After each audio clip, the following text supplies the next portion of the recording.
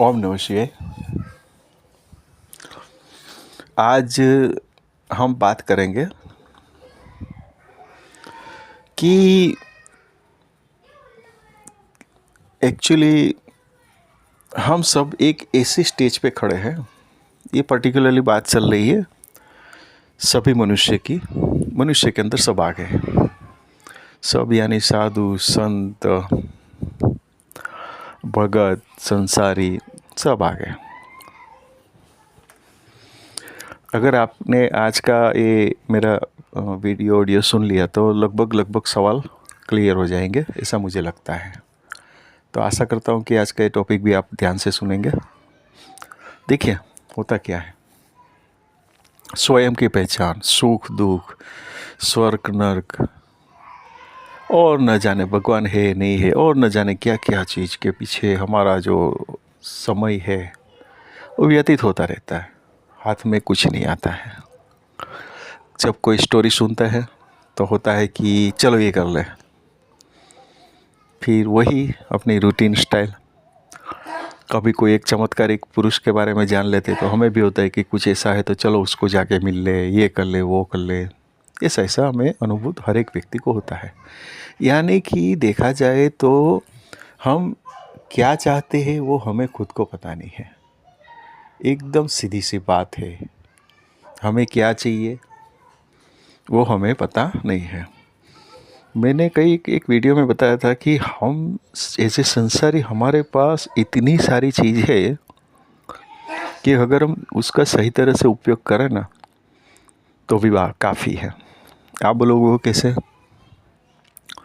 तो देखिए, मैं शायद आप मुझसे सहमत हो नहीं हो मुझे पता नहीं है, पर पूरी जो भी बात है वो संसारिक के ऊपर ही आके अटकती है। कुंभ मेले देख लीजिए, वो भी संसारिक के लिए।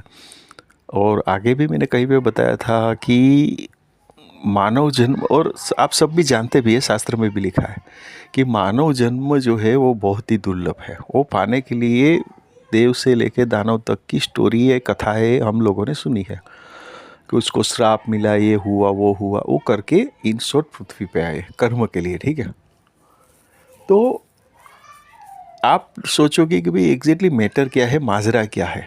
और कई बार क्या होता है कि हमें खुद को भी अंदर से सवाल आता है। दो सवाल बेसिकली आता है, एक हम कौन है, हम यहाँ पे क्यों आए हैं, और दूसरा भगवान है कि नहीं। तो ये 3 मिनट की क्वेरी के अंदर अभी आगे जो मैं बताऊंगा उसके अंदर लगभग सवाल समाप्त हो जाएंगे, मेरी गारंटी है। मैंने आगे का वीडियो में आपको बताया हमारा जो सफ़र है वो पहला श्वास से लेके अंतिम श्वास तक का ही सफ़र है। ये एकदम, इस बात से तो आपको कोई नकारात्मक बात होगी ही नहीं ना। उससे पहले और ये अंतिम श्वास के बाद, यानी कि हमारा 3 स्टेज है। ठीक है, वर्तमान जो जुड़ा है भूतकाल से, वर्तमान काल जो जुड़ा है भविष्य से। एक बात। दूसरी बात, पहला श्वास जब हमने लिया और अंतिम श्वास जो हम लेंगे उस तक की जो जर्नी है ना, अगर हम उसको सही तरीके से सिर्फ जानने का प्रयत्न करें वही काफ़ी है। तो मैं तो यहाँ तक बोलता हूँ कि वो जर्नी के बारे में अगर हम सही तरह से समझ लिया, यानी कि अनुभव किया, कहने का तात्पर्य क्या है, शास्त्र का प्रमाण है ना।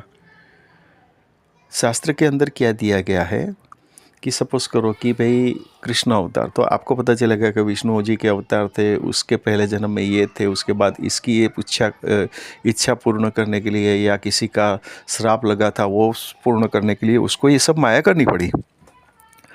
तो एक कहाँ पे की, मनुष्य अवतार में की ना।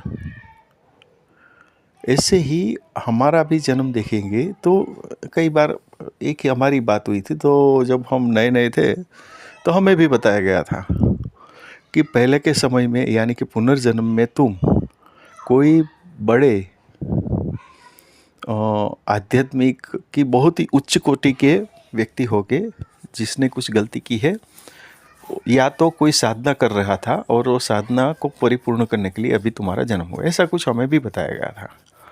तो मोरल ऑफ द स्टोरी क्या है, आप अगर भूतकाल में जाएंगे तो आपका लिंक मिलेगा, उससे ज़्यादा कुछ होने वाला नहीं है। भविष्य के बारे में संभावनाएं हैं, उसके बारे में जान के क्या करोगे?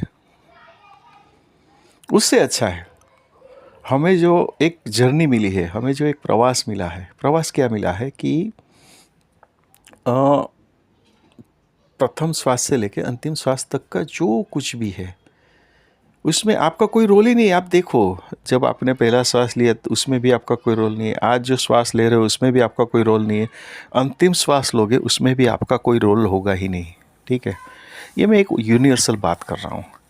जैसे पृथ्वी प्रदक्षिणा परिभ्रमण कर रही है, सूर्य चंद्र तारा यूनिवर्स अपनी अपनी ड्यूटी कर रहे हैं, ऐसे हम लोग भी उसकी एक छोटे से कण या मतलब एक पार्टिकल्स के हिसाब से या एक एलिमेंट के हिसाब से हम भी अपनी जर्नी कर रहे हैं। अगर हमारी जर्नी यानी कि आपकी जर्नी देखो और उसकी स्पीड देखो तो कितनी है। उसकी स्पीड इतनी है कि हम चक्कर लगाते हैं। हम किसके माध्यम से चक्कर लगा रहे हैं? पृथ्वी के माध्यम से। किसका चक्कर लगा रहे हैं? पूरे यूनिवर्स का। और अगर नियर बाय देखा जाए तो हम चक्कर लगा रहे हैं सूर्य के। तो हमारी स्पीड इतनी है कि जो दिन रात का होता है वो देखो, भले हम सोए हैं, हम बैठे हैं, कुछ भी कर रहे हैं, पर हम जर्नी कर रहे हैं। ऐसे ही हमारा श्वास का है। हमारा श्वास प्रथम श्वास से लेकर अंतिम श्वास तक की उसकी जो जर्नी है, उसके अंदर मोरल ऑफ द स्टोरी देखा जाए तो हमारे हाथ में कुछ नहीं है अनुभव के सिवा। वो अनुभव हो सकता है अच्छा हो बुरा हो, वो अनुभव हो सकता है आपको खुश करने वाला हो, वो अनुभव हो सकता है आपको ना खुश करने वाला हो। तो ये जो मिली जुली जो जीवन की प्रक्रिया है उससे आगे कुछ भी नहीं है। तो वही को अनुभूत करना है, उसको अनुभव करना है। अगर आपको खुशी मिले तो खुशी दिल खोल के मनाइए, दुख मिले तो वो तो दिल खोल के मनाना ही है, उसके अंदर तो आपका कोई चलने वाला नहीं है। तो यहाँ पे मैं आपको क्या कह रहा हूँ? मैं यहाँ पे आपको ये बताने की कोशिश कर रहा हूँ कि स्वयं को जानना है, आपको पास्ट को जानना है, फ्यूचर को जानना है, तो आपके वर्तमान को ठीक करो। वर्तमान को ठीक करने का एक ही तरीका है कि जो कुछ भी हमारी दिनचर्या है उसमें जहाँ तक हो सके वहाँ तक अपने मन की सुनो। उससे अच्छा गाइड करने वाला कोई नहीं है। जब भी हम, मैंने आगे वीडियो में भी बताया ना कि जब भी हम कोई कार्य करते हैं ना तो हमारा मन हमें बताता है कि ये कार्य करो, ये कार्य मत करो। जो कार्य हम नहीं करना चाहते यानी कि करना चाहते और नहीं करते तो वो कार्य परिणाम में कन्वर्ट होता है, और वो कन्वर्ट ऐसे होता है कि सुख या दुख उसको बोल सकते हैं। ठीक है, तो ये जो प्रक्रिया है कुछ भी जान लेने की, अगर दूसरी तरीके से देखो तो आप पूरा दिन मोबाइल लेके बैठते हो, और जो मोबाइल लेके बैठे हो और मोबाइल के अंदर आपको पूरा दिन का एनालाइज करो तो क्या लिया? कुछ नहीं। कोई क्या पाया? कुछ नहीं। यानी कि सिर्फ इन्फॉर्मेशन कलेक्ट की और कुछ किया नहीं। तो जैसे ही आपने इन्फॉर्मेशन कलेक्ट की उससे आप क्या करोगे? वो इन्फॉर्मेशन से आपको कोई फ़ायदा नहीं है। ठीक है, तो कहने का तात्पर्य क्या है? वो जो है वो एक प्रक्रिया को माध्यम समझ के वही को आप अनुभूत करिए, अनुभव में लीजिए, तो ही आपको फ़ायदा करेगा। और कुछ इसके अलावा कुछ है नहीं, ना होने वाला है। तो आशा करता हूँ कि आज का ये टॉपिक भी आपको अच्छा लगा होगा। ओम नमः शिवाय।